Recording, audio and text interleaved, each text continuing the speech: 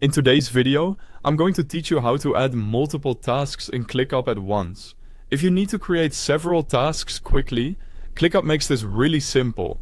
Instead of opening the task creation window over and over again, you can enter tasks one after another in the same flow, which saves time and helps you stay focused. This is especially useful when you already have a list of things you want to add and just want to get them into your workspace as fast as possible. To begin, open ClickUp and go to the list where you want your new tasks to be created. Make sure you're in the correct list before you start, since each task you add will appear there automatically. Taking a quick second to confirm the location can help you avoid moving tasks later. Once you're in the right list, look at the bottom of the task list and click Add Task. This opens the task entry field so you can begin typing right away. At this point, enter the name of your first task. Keep the title clear and specific so it's easy to recognize later when you come back to review or organize your work.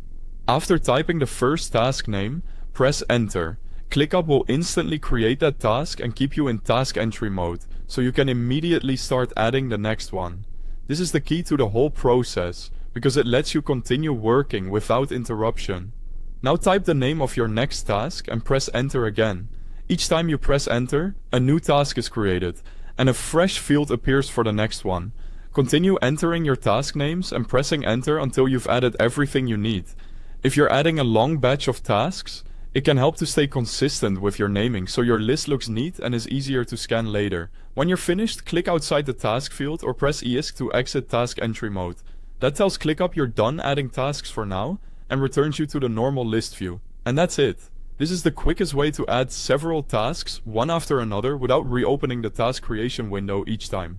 It's a small feature, but it can make a big difference when you're setting up a project, capturing ideas, or organizing a busy workload. Thanks for watching.